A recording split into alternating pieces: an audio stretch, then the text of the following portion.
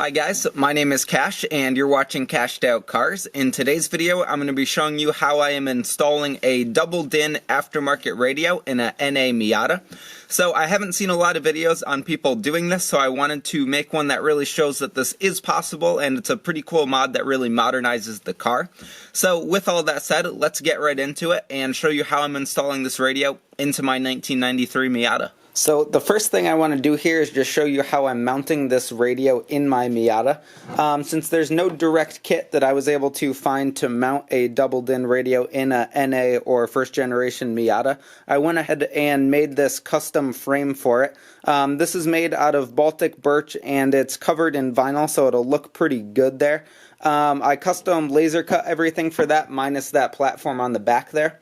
So I made that specifically for this radio here, which is the one that you've probably seen on my channel, which is the very cheap eBay or Amazon radio, and that's what you're going to see in this whole video there. So I'm going to go ahead and assemble this and show you how this is going to look in the car, and then pop it into the car and show you the final product.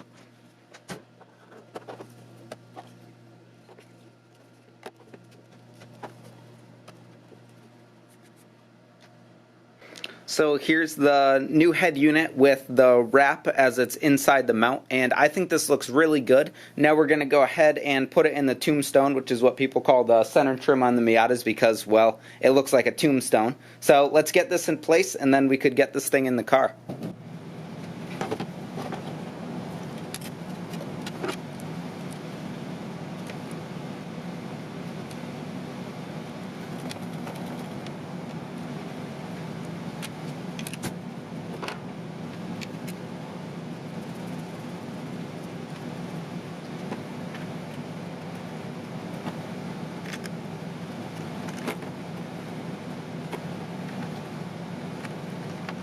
One very last thing I did there was just shove a tiny bit of extremely thin foam in between the radio and this wooden block there, and that helps strengthen everything up a bit so that thing doesn't flap, and also it'll prevent vibrations between the radio and the rest of the assembly here.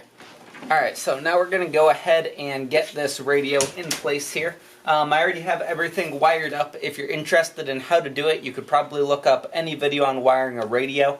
If you're looking for the specific one, I have a video on my channel, which I'll link up above right now. Alright, so the radio turned on properly, so we know that that's good there. Next thing to do is I have to clip in the wiring harness for the headlights. Whoops. And they have power now and the headlights just went down. So I just got to clip that into place. That's good there. And now it's really just a matter of lining up this tombstone again and screwing it back in.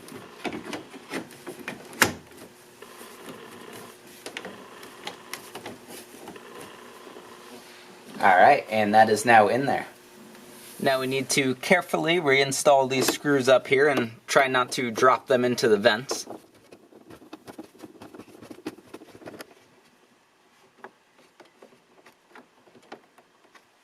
Now that's all in place there, we could put the vents back in. These just push straight forward into place.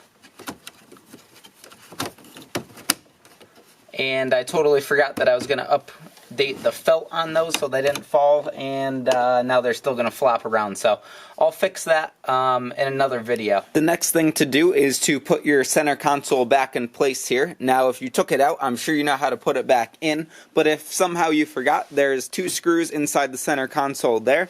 There's that one screw with the cup holder there, and then there's one screw on each side of the shift boot and shifter there.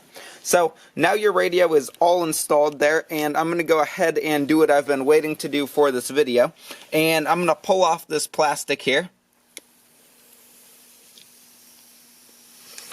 So nice. Alright guys, so now this radio is fully installed and it's fully operational, so I'm going to go ahead and just show you on there that everything works, and then I'm going to wrap up this video. Alright guys, so here we go. Key is in the ignition. We're turned on to the part right before you start it, and we're going to wait for that radio to come on here. There it is. This is an extremely cheap head unit, which I think I already said in this video, but it's basically the cheapest of the cheap. I haven't set the date or anything yet, but here it is. It's fully functional. It looks very good in here. It really modernizes the car. Get that out of the way there. As you can see, we have a bunch of different options here. I'm going to just turn down this brightness so you can see everything a little bit better. We have FM radio, which we're on right now. We have music, movie, and photo. So if I put a SD card in here, we'll have all that stuff. We have phone link, which I haven't yet been able to get working, but I'm going to have a separate video that's a full review of this cheap unit. We have Bluetooth, which is the part that I'm really excited about here. Just to show you that that works, I'll play something. So as you can see, that works fairly well here. The touchscreen is good on this unit. It's not too bad for something that was so cheap, and all in all, I'm pretty happy with it. So guys, that is going to wrap up this video. Like I said, I didn't see a lot of videos on people putting a updated double din radio into their early Miatas, so I thought I'd make this video to show you guys that it is possible, and in my opinion, it's an awesome modification that really modernizes the car.